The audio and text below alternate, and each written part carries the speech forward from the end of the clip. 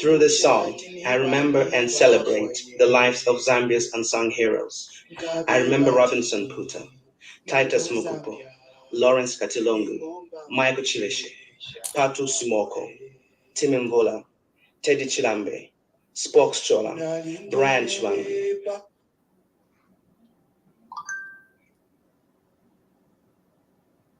Godfrey Chitalu, Alex Chola. Nalindilele pakumfa kamangu kababemba kalila. Through this song, I remember and celebrate the lives of Zambia's unsung heroes. I remember Robinson Puta, Titus Mukupo, Lawrence Katilongu, Michael Chilufya, Patu Simoko, Timimvola, Teddy Chilambe, Spokes Chola, Brian Chwangu, Godfrey Chitalu, Alex Chola, and the unnamed mothers, daughters, and sisters that have inspired us all for the greater good of this country. So hear me out.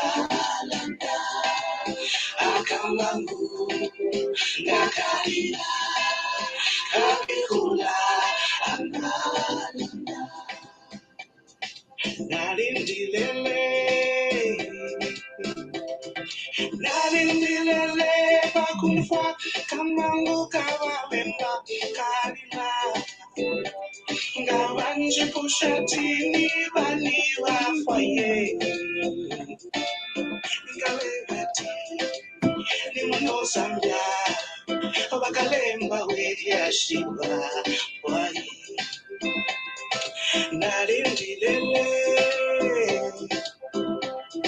Nalindilele, Pakufa, Manguka, Wabemba, Kalila, Gawanji Pushati, Ivani, Wafoye, Nkawevati, no Zambia, Bakalemba with Yashiba, no Zambia, Abachaos Mando, Abapita Mwemba, Abapaize Kumulinda,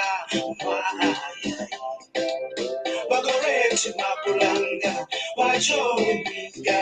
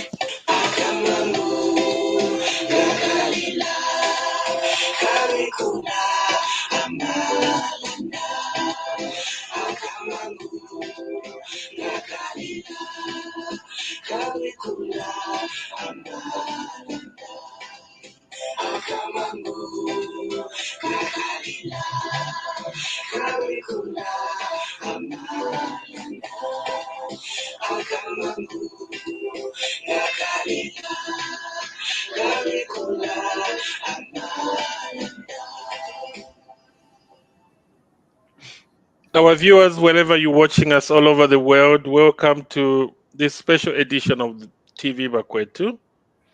My name is Patrick Chilufya, and I'm hosting you from Sussex, United Kingdom. And my guest is no other than Mr. Nason Bimbe. Mr. Bimbe, welcome to Bakwetu TV. Thank you, Mr. Chilufya, and thank you to all the viewers and listeners out there. Yes, my name is Nason Bimbe. I wish to thank Kwetu for having me on the program. Thank you so much, Mr. Bimbe. Our viewers, we're talking about a very important topic today. And the theme of our discussion today is taking advantage of the digital economy, by countries like Zambia. And it's going to be a very interesting program, especially young people, internet survey. Please start sharing this program. A lot of people needs to listen to what we're going to talk about. Mr. Bimbe is actually an expert in IT, and we'll be talking about a lot of things today, including the good news of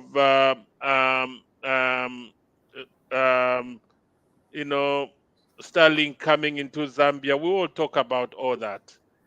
So please stay tuned, start sharing, start sending those stars. You know, it's going to be a very interesting program today.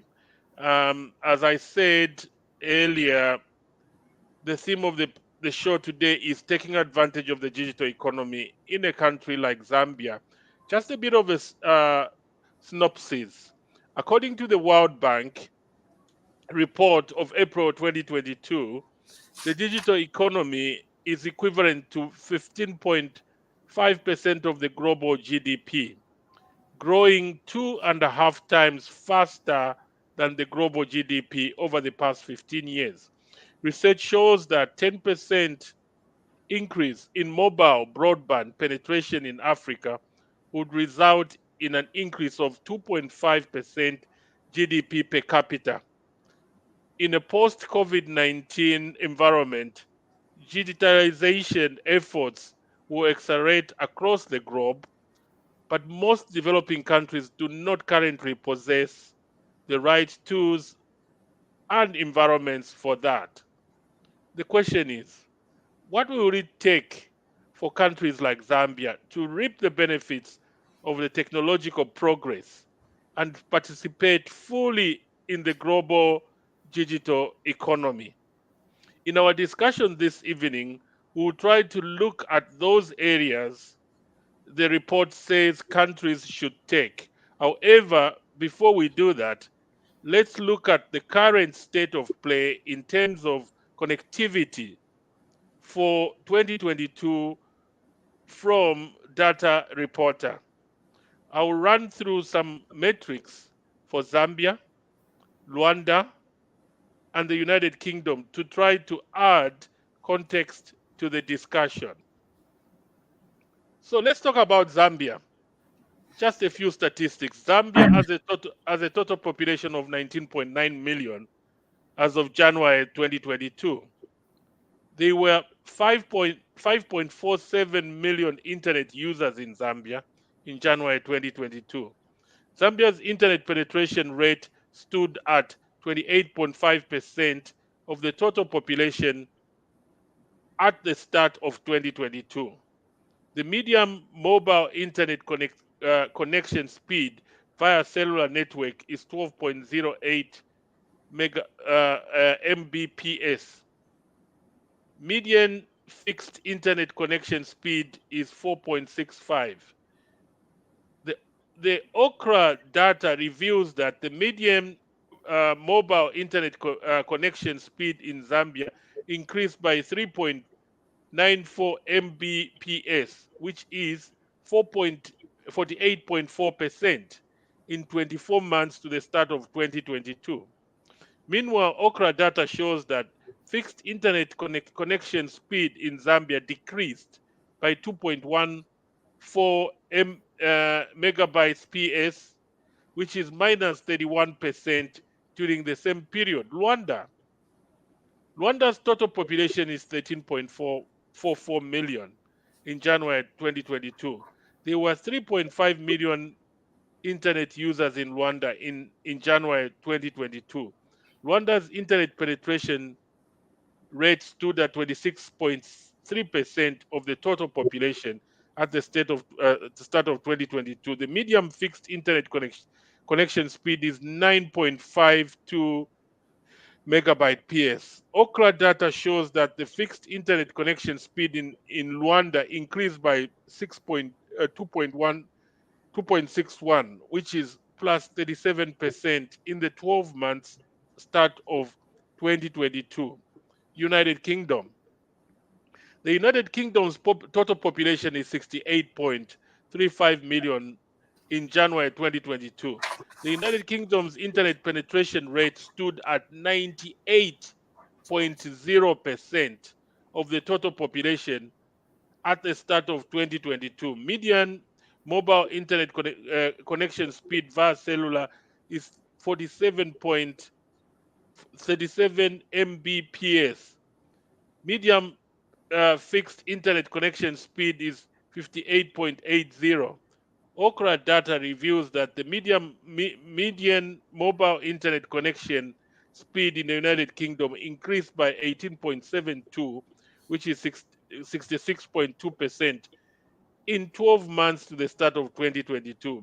Meanwhile, Okra data shows that the fixed internet connection speed in the United Kingdom increased by 12.94 Mbps, which is plus 28% during the same period. Mr. Bimbe, so today, so based on the questions are going to be based on the information identified by the World Bank report produced below. So we're going to talk about closing the global digital divide. Even though new technologies are spreading rapidly around the world, an estimated 37% of the population, or 2.9 billion people worldwide, still never used the internet. The question to you, Mr. Bembe, how should the stakeholders, state, enterprise, uh, citizens approach this? Oh, That's your first question. thank you very much, Mr. Chilufya. As we have seen, digital economy is very, very important to any progressive country nowadays. Everything is digital, and the report clearly shows that, post COVID-19, the way digital is deployed in the way we work, in the way we do things every day has actually increased. Um, you can see that with the world all over, um, hybrid working, where it's kind of working from home, working from the office, and everything, uh, discussing things or transacting with entities, government, whatever, is via digital.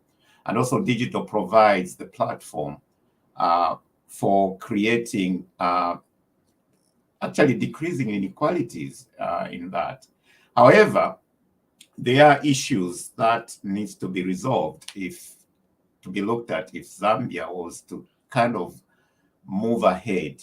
So bridging that digital divide is very, very important, to make sure that the population is able to understand how to use the internet or digital technologies, as well as it gives the government and other entities an ability to conversate or to transact with those people, thereby creating dynamism within the economy, but also it improves service delivery at the end of the day.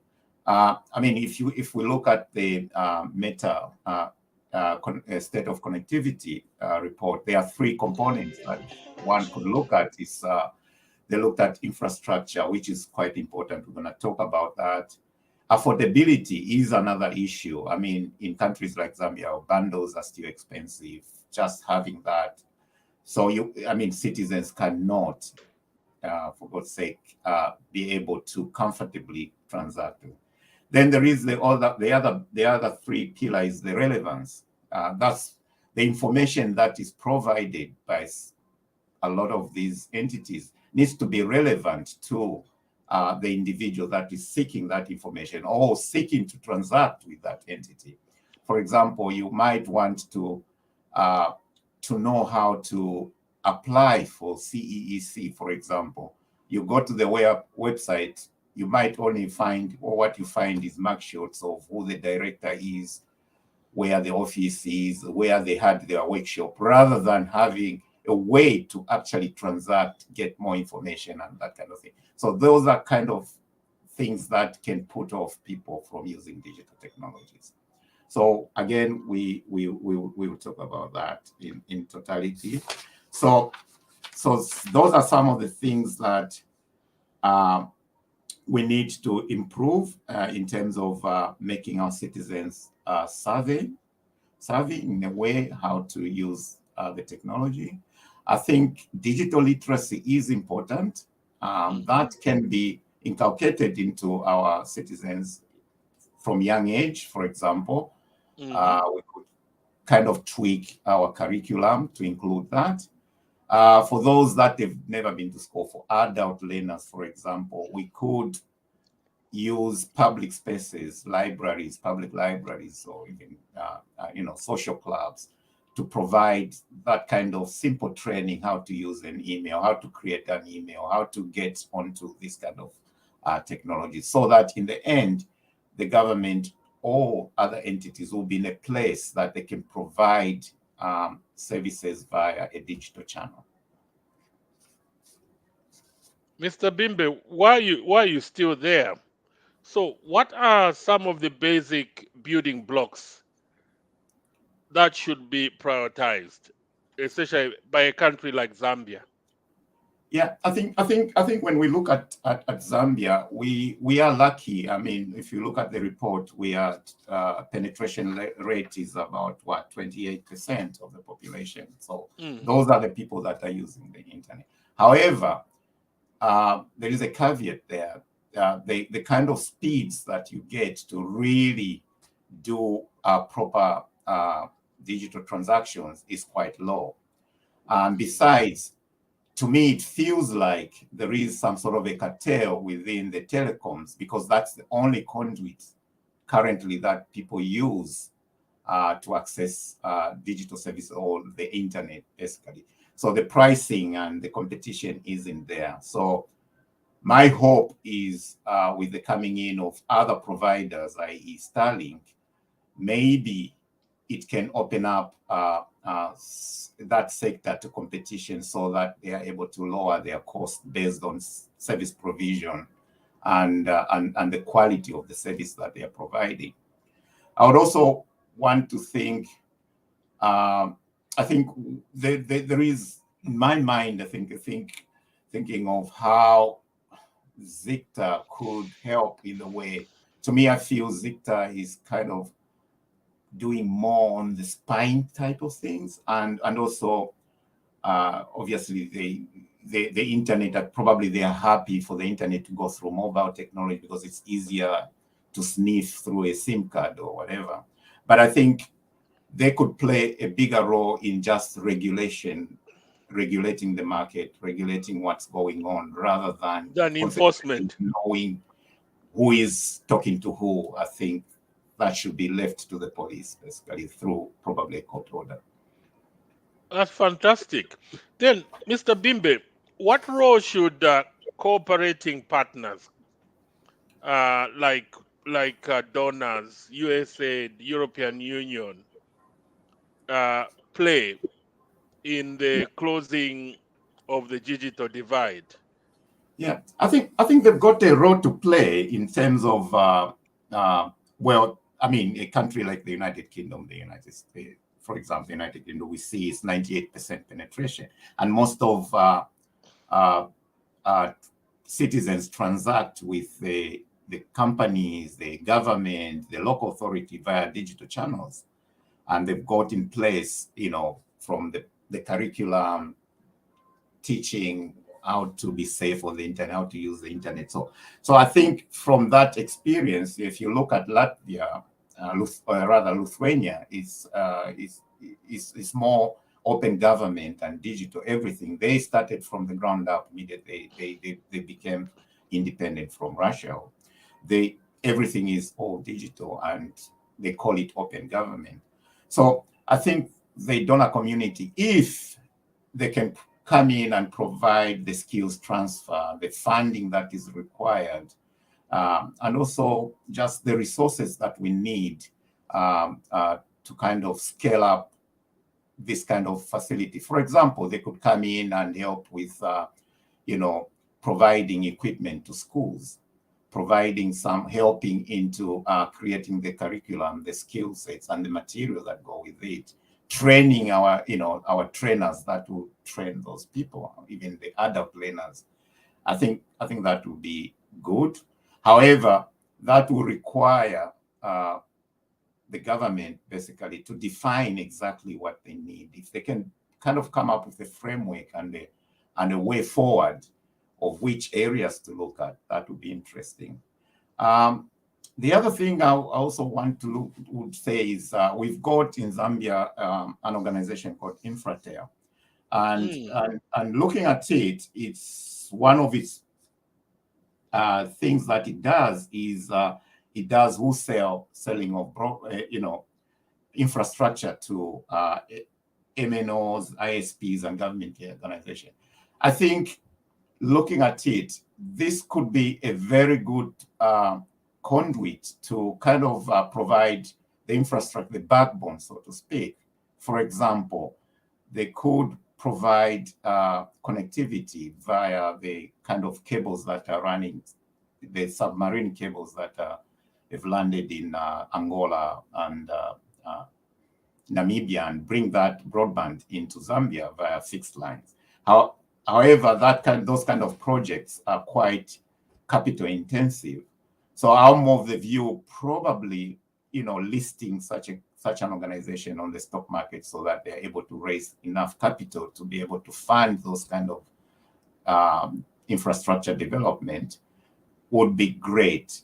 But at the same time, with Zicta and others, they could allow individuals, like you, Chilufya, and others come together and do the distribution, which is the last mile, become internet service providers. That way, then you're going to bring competition to the telecom companies that are using the mobile networks for their internet provision. Mm. Then I believe with that, having so many players at that level in the last mile could kind of bring down prices in a way that people would be able to enjoy connectivity. That's fantastic. Now let's move on, Babimbe, while you're there. The next part we're gonna talk about is preparing for the jobs of tomorrow. Innovation is radically changing the nature of work. New jobs are emerging, others are evolving. To compete in the digital economy, countries like Zambia will need to prioritize education and build the digital skills of their workforce. In other words, they will need to invest in people. You remember Mr. Bimbe in Europe and in America when the internet age started, people were so scared of losing jobs. Mhm. But eventually IT created so many jobs.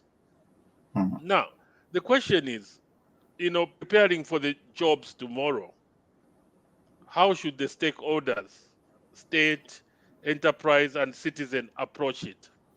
Yeah, I think we need to be just open mind on this kind of. I've heard of this scaremongering, like, well, if automation comes in, then people lose jobs. But if you look backwards in history, during the first industrial revolution, second industrial revolution, we are in the fourth industrial revolution. It's been the same issue. Probably it's only the horses that didn't complain when automobiles and railways came in, because they were Mm, going to be killed and lose their jobs. However, in every situation, in every transition, uh, there are new skills that are needed. For mm. example, to manage that infrastructure. But also to manage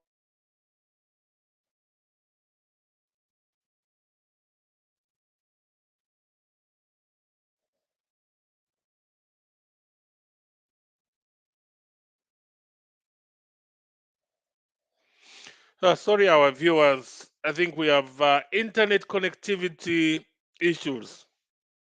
Our our Mr. Bimbe is freezing, but it's gonna be okay.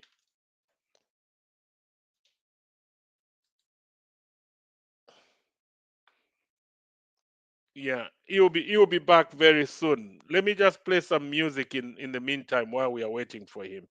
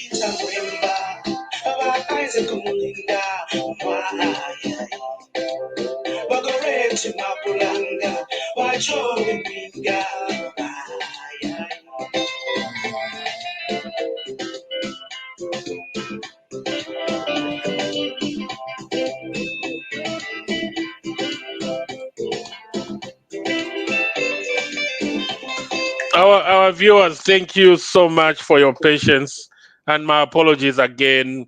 We had some technical issues here, but our Mr. Bimbe is back. Mr. Bimbe, you know where we ended.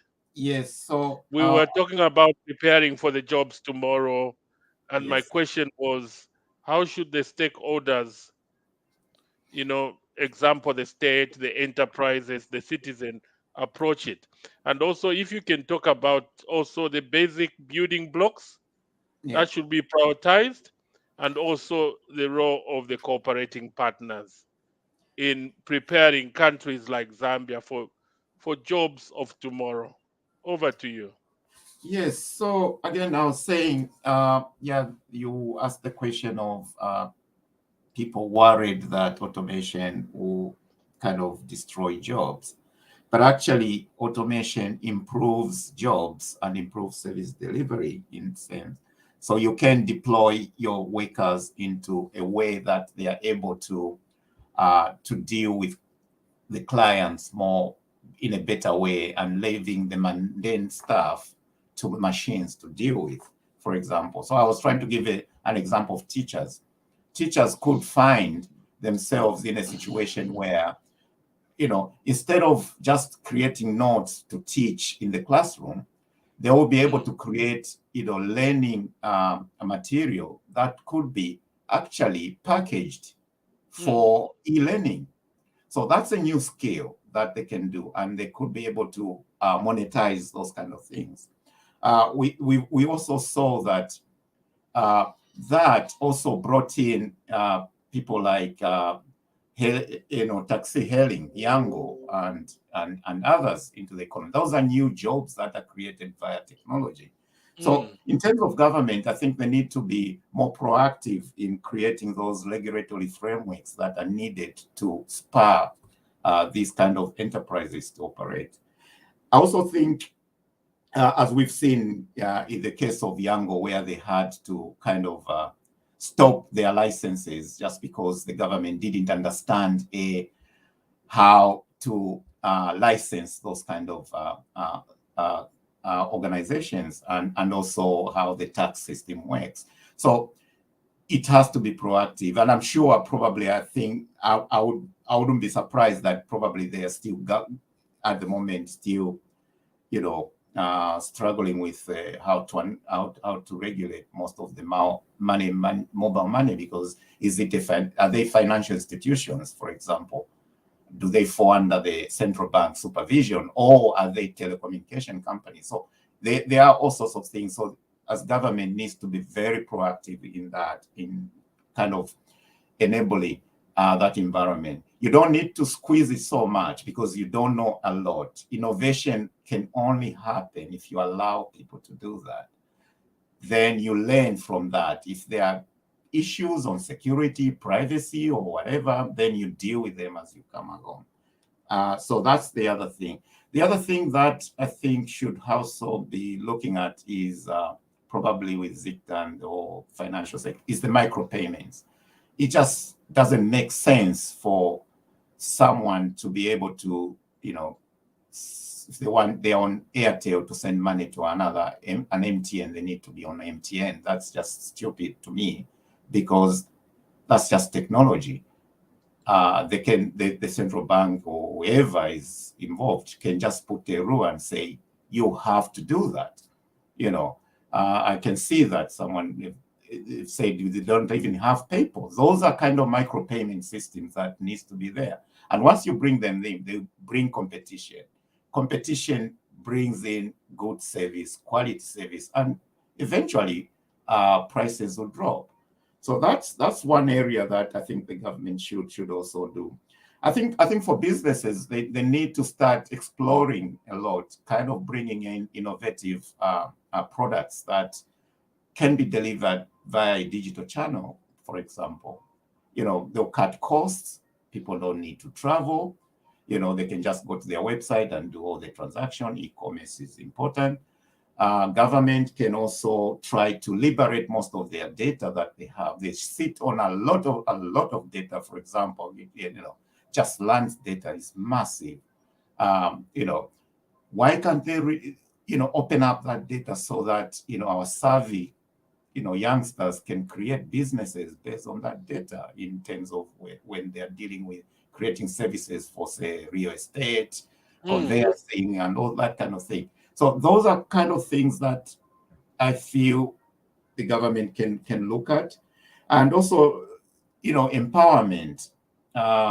We need also to kind of have an idea of, yes, I know in Zambia there are these, what they call them, they're not accelerators really, they're like Bongo Hive, where people can go and do. They need to be really empowered in terms of providing resources so that they are able to mentor a lot of our people to kind of, create those solutions that people are crying for. There's quite a lot of things that can happen. If you look at the agricultural value chain, a lot of it is just by word of mouth. People have to transport their products to the market without knowing whether someone is going to buy them.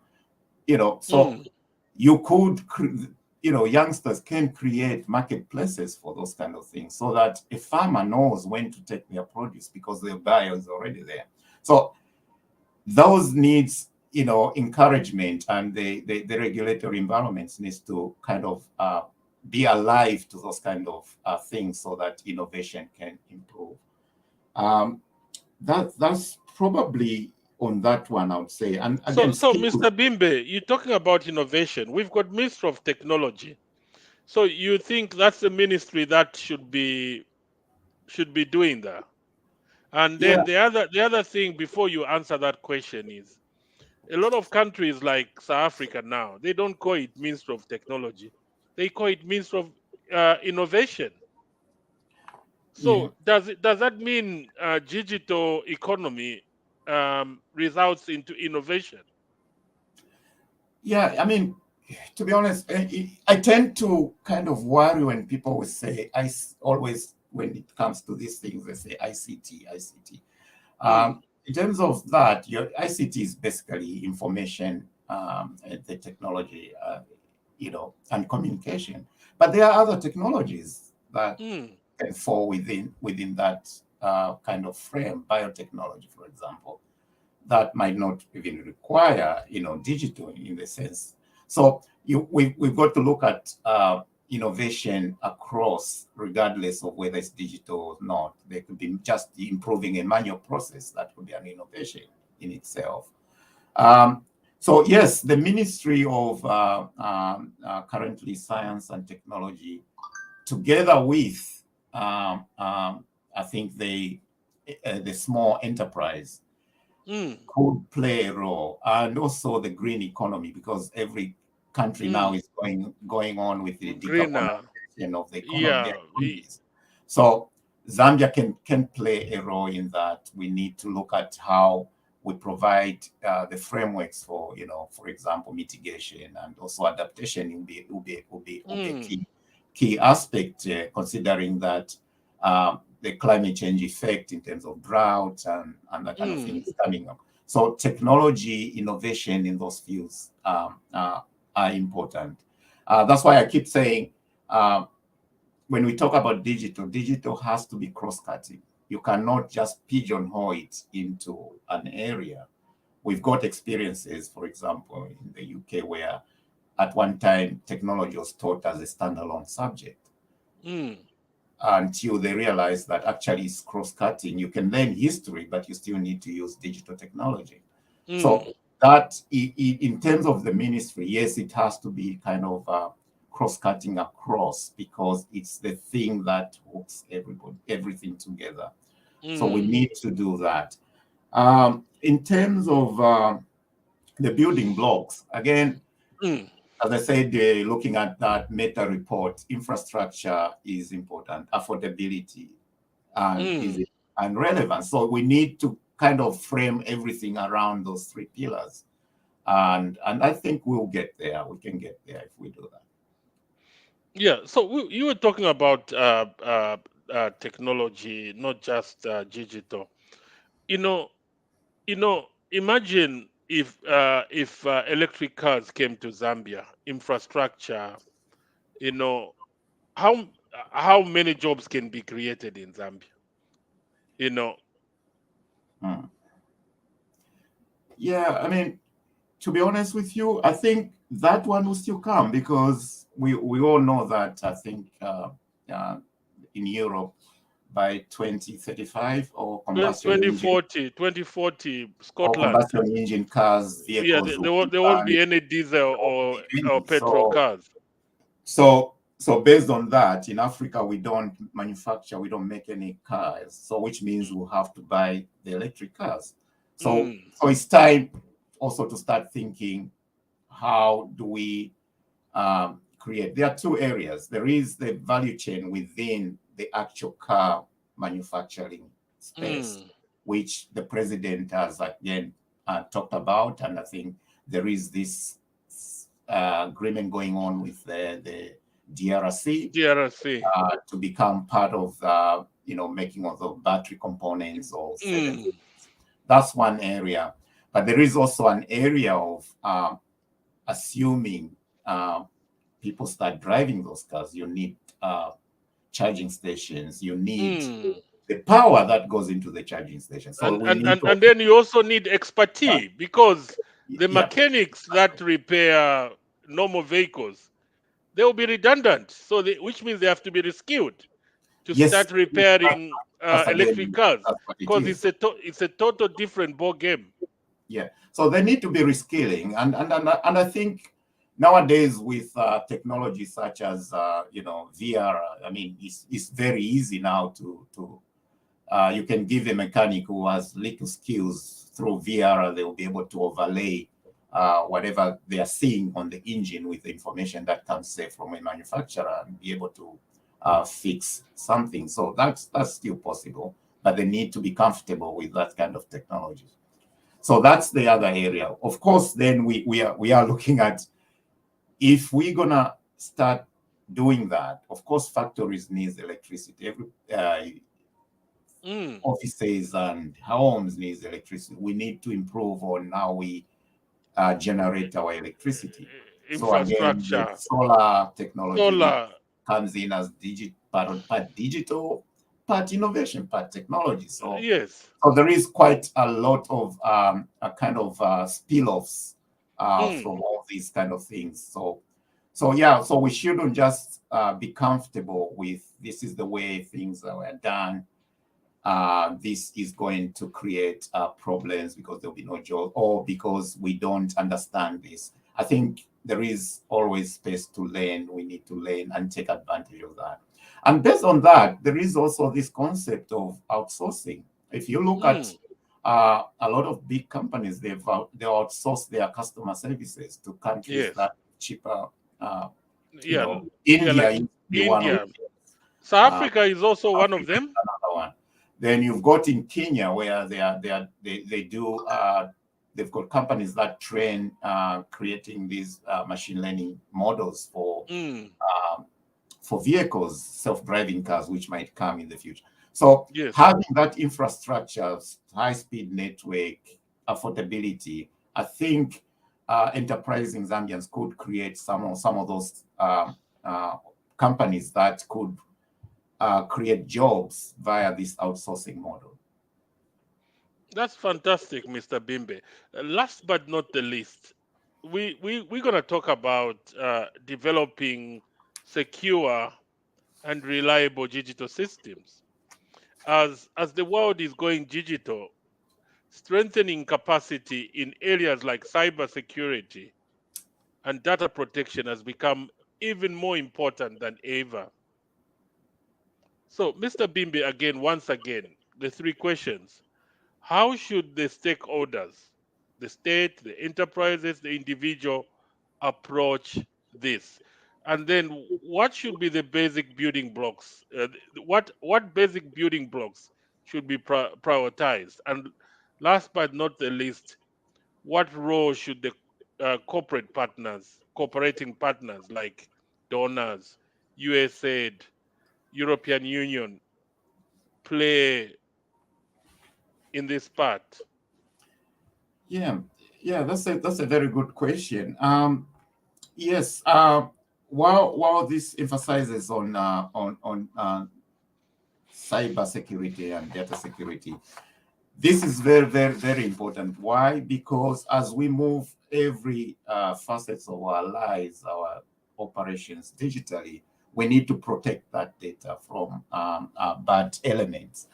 Um, we need to do that, but we need to train our people to be able to create systems that are resilient to that, and also, having those disaster recovery mechanisms and everything put in place. In terms of data protection, this is very, very important. I think this also touches on what we discussed last time, the freedom of information. Again, it's about individual, we protect the data.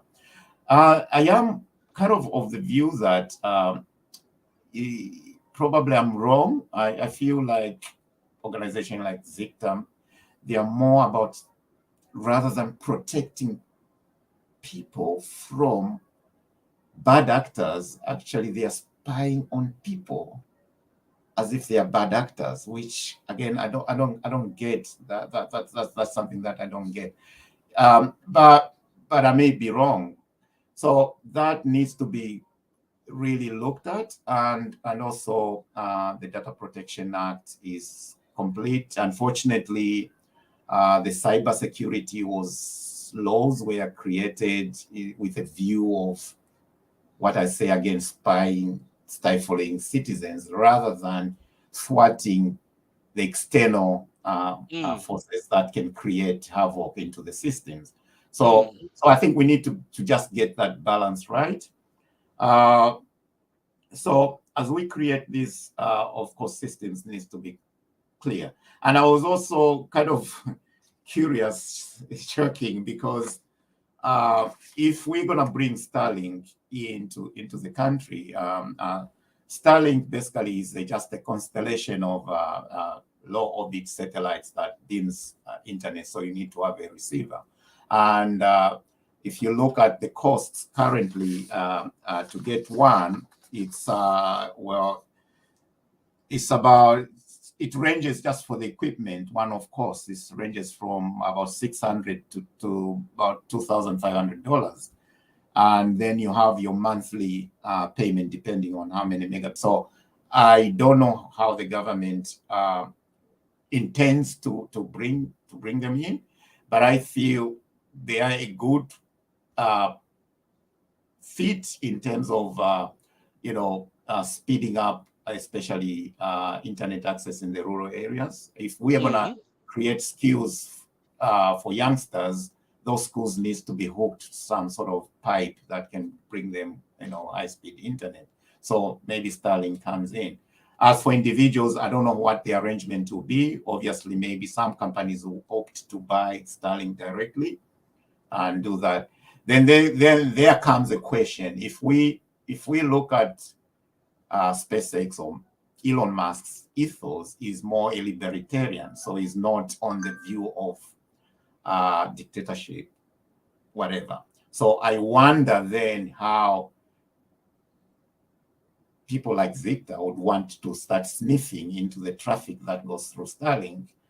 That's something that needs to be kind of looked at. And as I say, I'm not privy to what the details of that, but I would want to believe that as Starlink is creating this business, is trying to get as many customers as it needs. So it will be interesting probably for government to look at how the arrangement has been done, where it has been operating, for example, in Tanzania, Nigeria, and the Philippines. Of course, it's well known in Ukraine, but Ukraine is a different case study, so we wouldn't want to go into there.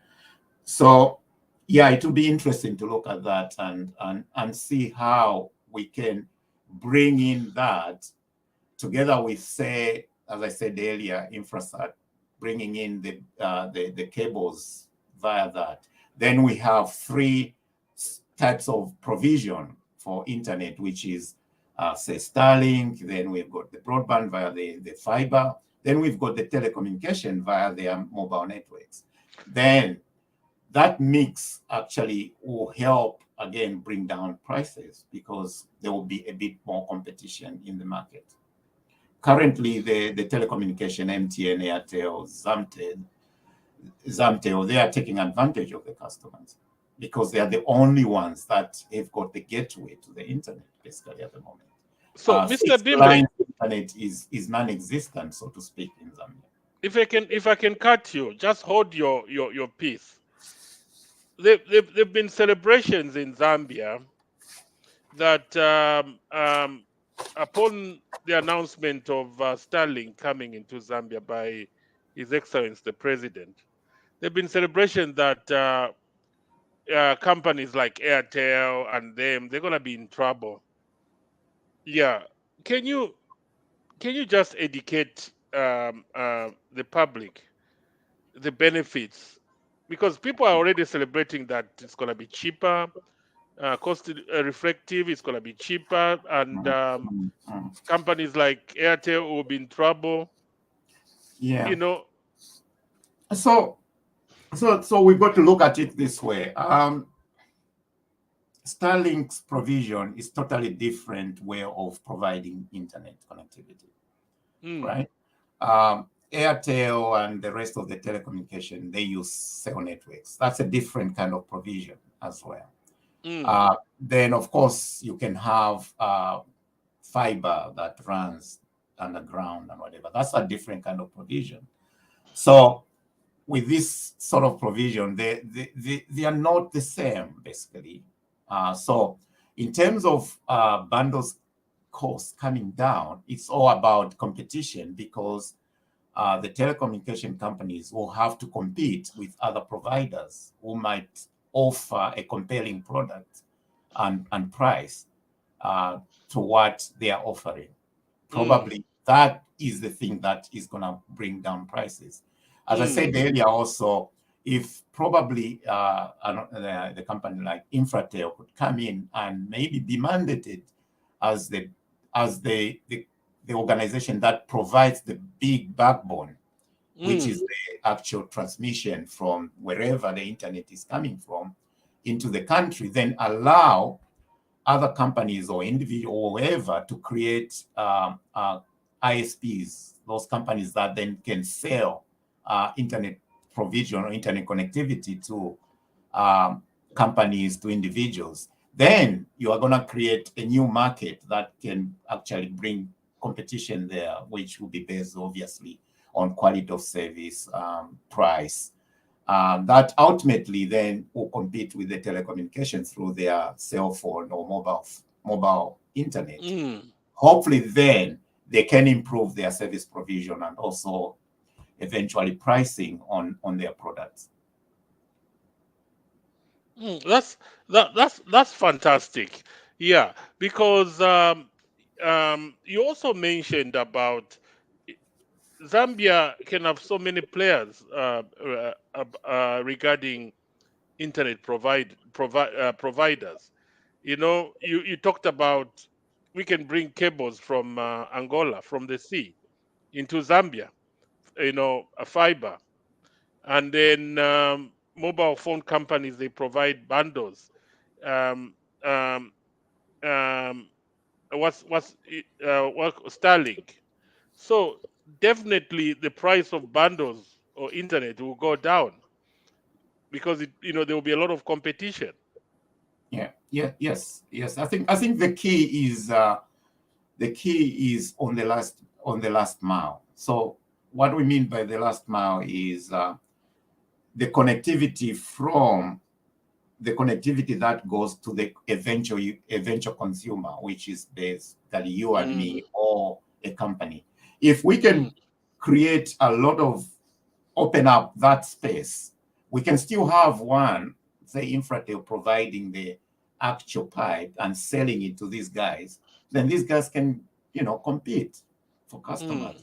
So you can even have a provider, say, in a locality, Chilufya, one provider or two providers for those last mile.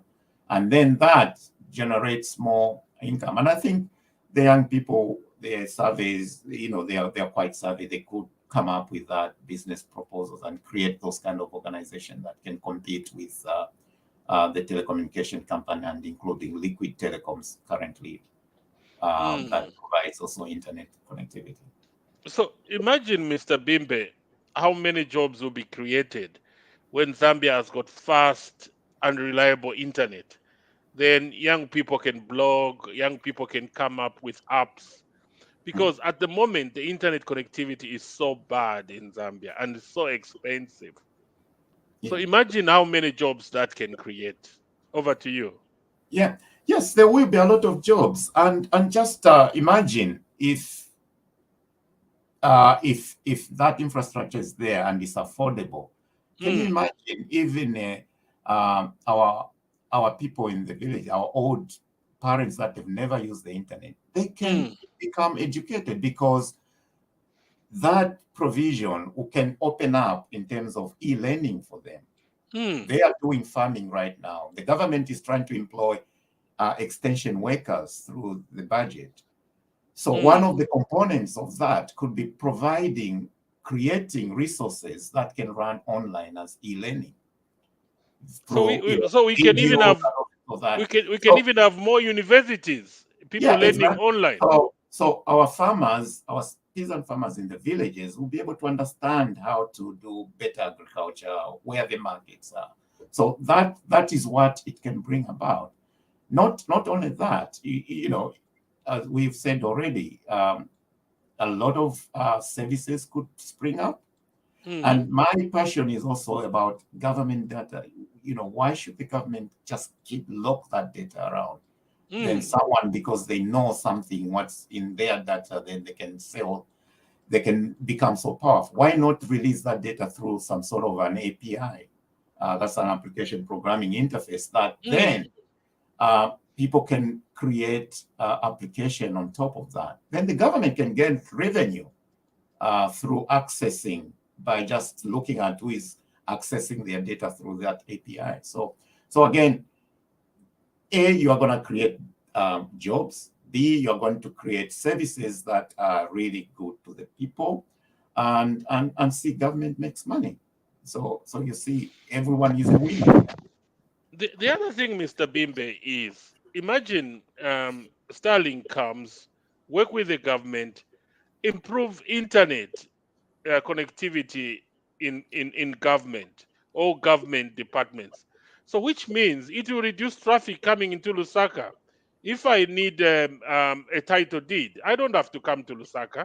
I can get it in Chinsali, Yeah, isn't that's it? that's that's correct, because if you hook up every government department to a fast internet and they can have access data through their data center or wherever, then anyone can access that. But what you want also is for the citizens to be able to do it in the comfort of their house, which Mm. means it has to be affordable for them as well to be able to access those services, or they can walk into the offices.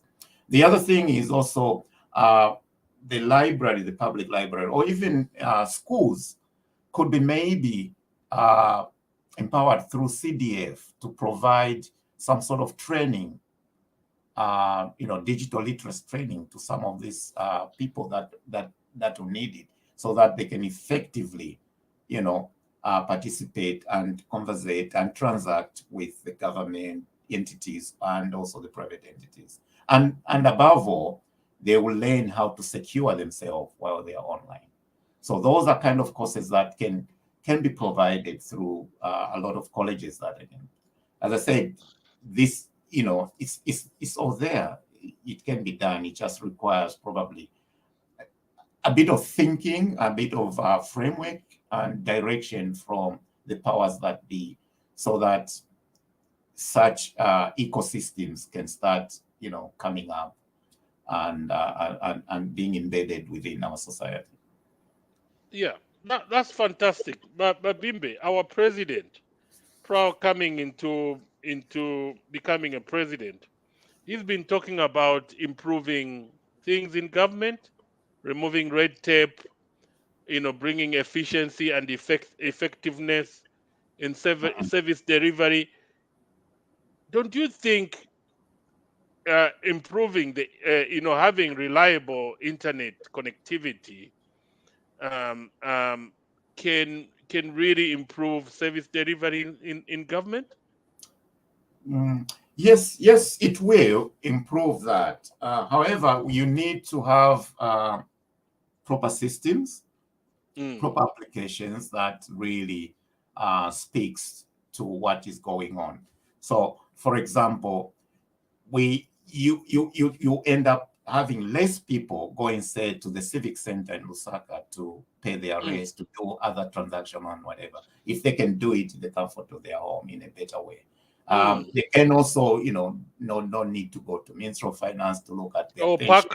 Pakra to apply for So, your, so, you so know. all that thing. PACRA has got a kind of provision. I think uh, the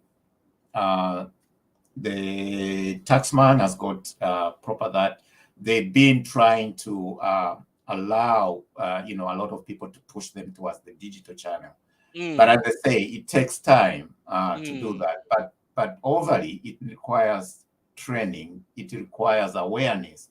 But also, we talked about is affordability, because even if you're an organization, can create super duper applications that anyone, websites, whatever, anyone can communicate.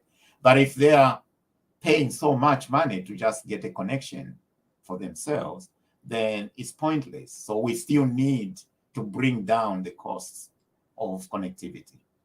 And that's we can only do that through competition. fantastic. I've looked at questions. You've answered most of those questions. You've talked about Starlink. Yeah. And then I just had one. Um, I think I just had one question I wanted to ask you. Um, Starlink, the satellite that they have, Mhm. that they will be using to provide internet for Zambia. Obviously, that satellite is specifically for internet. But Mhm. there are some other countries, like Rwanda, South Africa, Nigeria, the UK. They've got different kind of satellites and they different kind of uses. Can you educate the Zambians what kind of satellites or Zambia can access for different things, like for weather, agriculture? Yeah, at the moment, I mean, if we look at Starlink, Starlink is just, as I said earlier, it's a constellation of small satellites, just that run within the low orbit, and they are going to put, I think, they've got 3,000 at the moment. So there need to be a lot of them that they need to put. I think they are looking at almost 50,000 of them. So they run, those are for communication.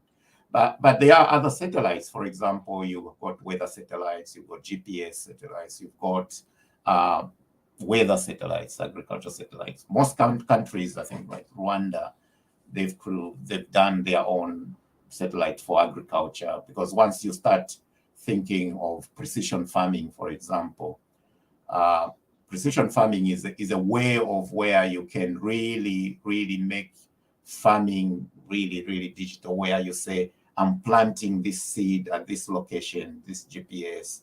I can measure, how much water is there, how much, yield comes out of there, because even the tractors have got those kind of connectivity. So that is one way, but those have to be linked to other satellites, because you need to understand about the weather patterns and so there are different types of satellites. Then my question is this something that Zambia really need to really have its own satellites, when there are other issues that really needs to be fixed right now within the digital space without really needing that satellite? That's a question that I think we can answer. Besides, I think in South Africa, there is, through the South African government, it participates in these other satellites that they have. I think there's a Zambian engineers there. So is it something that we could harness, or could we just piggyback on other satellites and pay a subscription to them?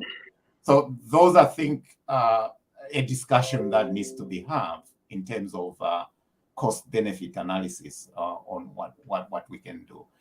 I know it's cool to just say, yeah, we can shoot a satellite in the sky, but for what? Is it cost-effective? Is it going to solve the problems that we have? Do we really need it? Can't we just reuse, get space or get something from already existing satellites? So that's kind of probably I'll direct that conversation into that direction, basically. Okay, that's fantastic, Mr. Bimbe. We've got Father Mpombo there. Father Mpombo, have you been following our discussion here? By the way, good evening. Thank Welcome you. to TVBakwetu. Thank you very much. Thank you very much, Mr. Chilufya, and thank you very much the panelists. And I've been listening to some of the information, but I would love probably if you can give me a question, please. Have you got a question? Have you got a question? Have you got a If question you, to ask our guest or our expert? Have you got a question or a comment? No, I actually I thought if at all you could give me a question, and probably if I can give my own answer. Thank you. Oh, that would be difficult, because we've got an expert here, and it's either you make a comment or you ask him. Yeah, because this is a specialized topic, and yeah. Or what do you want to comment about? Yes.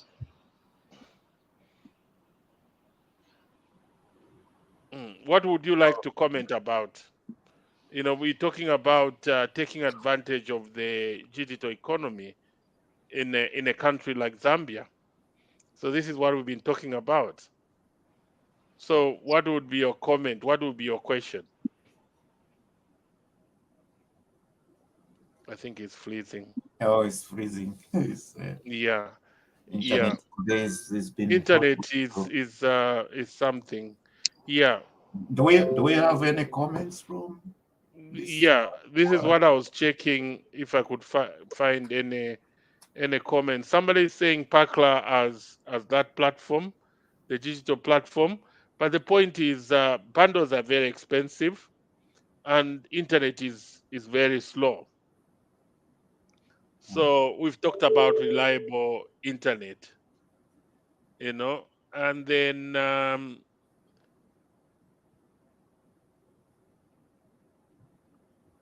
yeah, then there was this is just a point about Zamtel. Zamtel is not leading the way as the mother of the mobile network. Let them step up the game. I would rather Vodacom comes in Zambia. So Yeah, yeah, so this because speaks to competition, as I see. competition, yeah, and obviously a lot of Zambians have been to South Africa now. They know, but then when you look at South Africa, they've got infrastructure. Obviously, that's why Vodacom, performs very well because Mm. that's the fastest, that's the best network provider in South Africa, telephone network provider, mobile provider in South Africa. Yeah, and a lot of people are just talking about when is internet speed connectivity is gonna improve in Zambia. When is it gonna be cheaper? Yeah, and then you mentioned something like this. We don't have even PayPal in Zambia. Mm, mm, mm. So yeah, so I mean, it's the same. What I've said earlier. I mean, what you said. The viewers are looking at when is the cost of connectivity going to improve? When is Mm, it all speaks down to competition. It's how the government plays that role, especially with Victor, how they play the role of a regulator and what. I'm not a fan of fixing prices. Neither am I a fan of subsidies.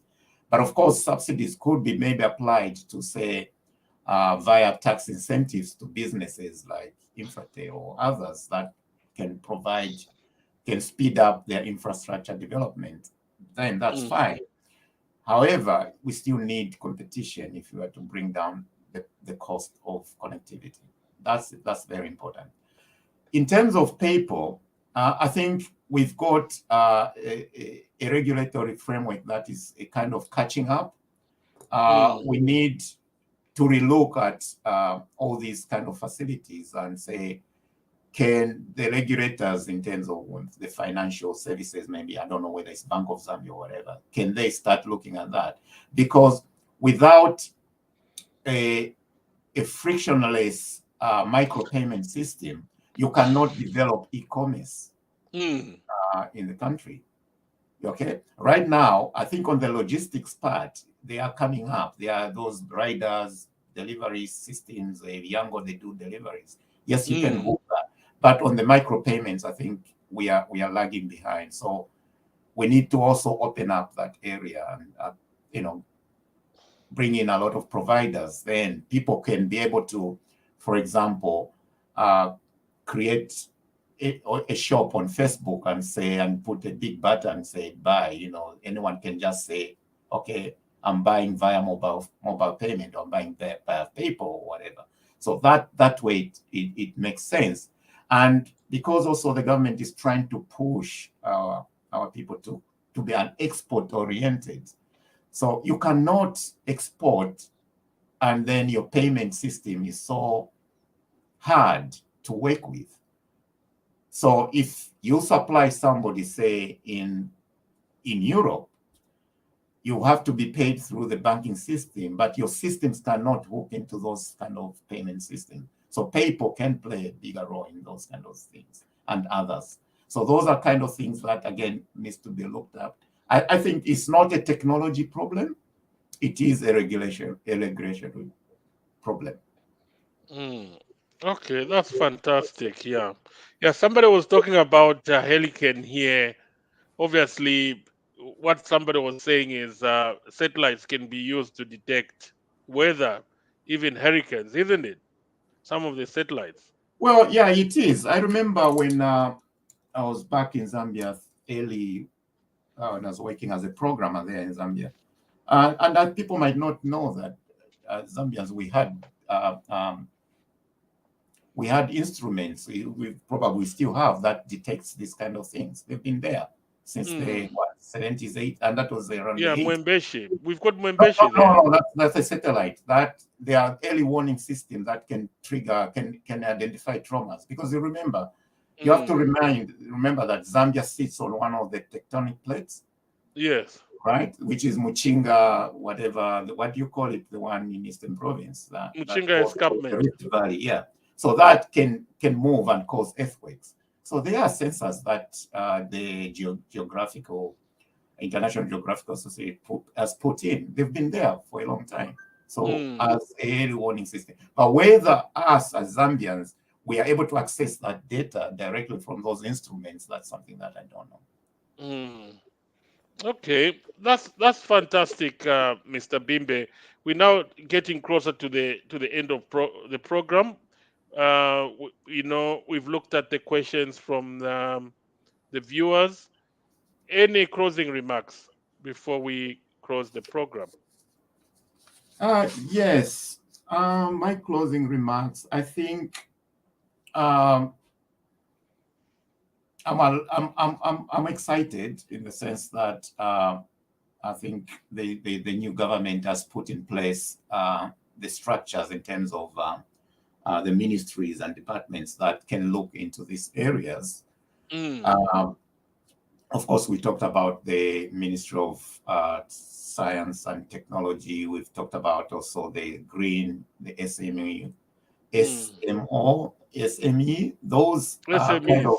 So yeah, so there is job creation through the SME. There is the green technology, creating the adaptation and also that innovation in that area. Then there is the science and technology to harness what is coming out of our science institutions and whatever, and be able to use that to help the country develop. That can create those innovations, those businesses that are required. So those are there. But the next stage is then how do we create that enabling environment then that talks to regulations, laws, financing, and that kind of thing. So probably it's that area that needs now to be fixed at the moment. If we can fix that and then fix how data is shared, especially government data, all that kind of safeguards put in place, then that can allow entrepreneurs to start coming up with services to operate at that time. So I think we are in the right direction, probably we need. But the biggest one is also skills, as we said earlier. We need to start to develop skills. Technology, digital, is not only for young people. It's also for our mothers, our grandmothers. If we need to give them an independent life, a way of life, and also they are farmers, they are peasant farmers. They need access to markets. They need access to inputs. They need knowledge of how to go about their farming. So they need to understand and be able to be comfortable to use that digital technology and the information that the technology is driven through that technology.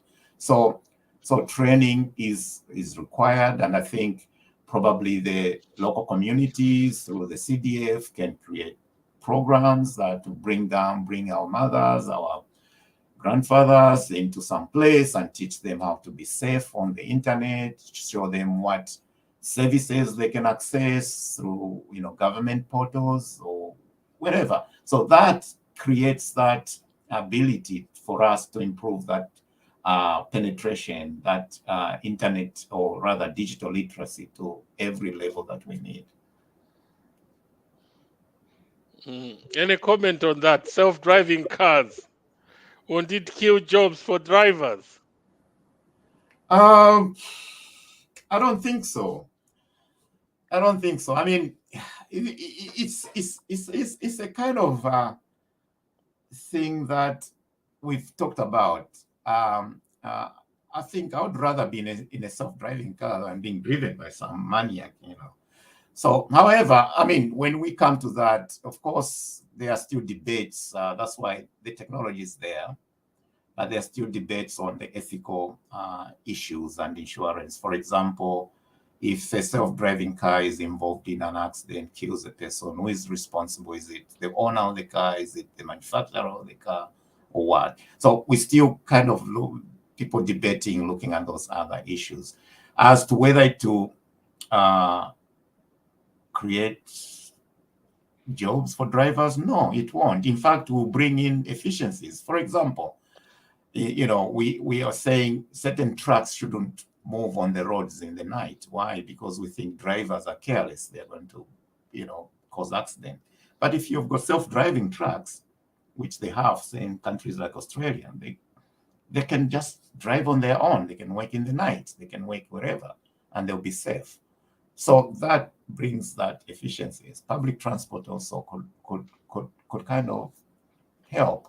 Then we've got the climate change issue. I'm of the view that with self-driving cars, really, we don't need to own cars. We could just summon a car and it takes us to one place. Then we kind of less cars, less pollution, less all of the thing. So there are positives in that case. And as we said, people always transition to other things. Your driver, maybe you become something else, or just to do with the whole management of that fleet of drivers.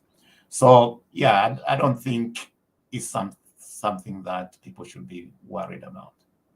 Yeah, I think the point you've made is very important. I saw I saw I think it was on YouTube where this mining company all the those Yeah, heavy duty vehicles, yeah.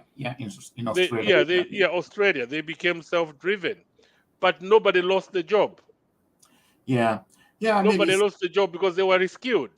You yeah, they know, were rescued. However, you would appreciate even here. I mean, in the United Kingdom, we've got the unions have been up in arms because of automation of the the trains, which trains, is possible they don't want conductors. because trains can runs on rails, so there isn't any checking of obstacles. They are very Mm. easy to kind of make them drive themselves, but it's just the human part of it. So I think as we move forward, I think with demographics changing, jobs changing, the youngsters believing there are no jobs for life. You need to have a job there, job there. You can't just get a job and hope to retire through the same job.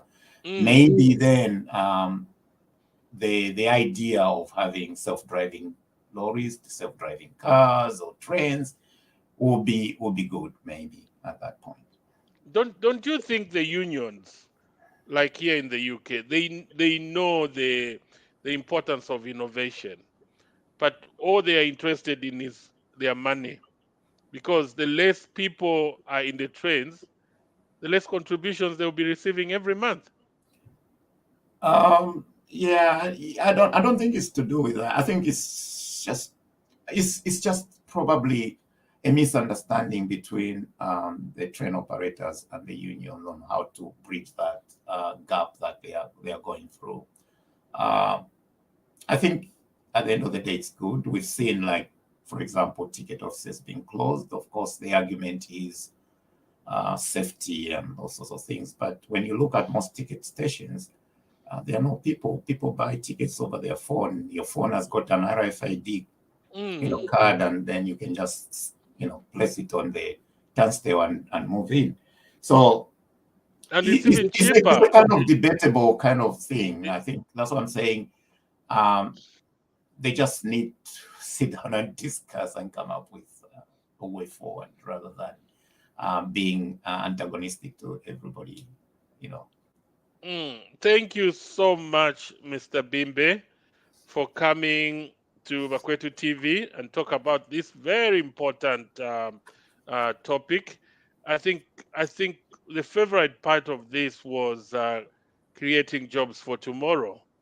A country like Zambia really, really need jobs, and our government, the UPND government, came into power at the backdrop of creating jobs for the youth. and most of the youth are the ones who voted for them. And if technology, digital economy will create jobs, which I believe it will happen, because Zambia has got the Ministry of Technology, Ministry of Green, small scale industry. It will create both formal and informal jobs, and that will be fantastic for the Zambian youth who really need those jobs. Our viewers, wherever you're watching us all over the world, thank you so much for your viewership. We're now coming to an end of this program. Don't forget, this month is our Independence Month. Start preparing for 24th of October so that we celebrate our independence, especially that we removed the PF. Now, this is the second year of independence. So let's celebrate the second year of independence peacefully, as Zambians, humanism. We love each other, one Zambia, one nation. Thank you so much once again. May the good Lord bless our mother Zambia. Thank you so much. God bless you. Good night. Bye for now. Good night. Bye. Thank you very much.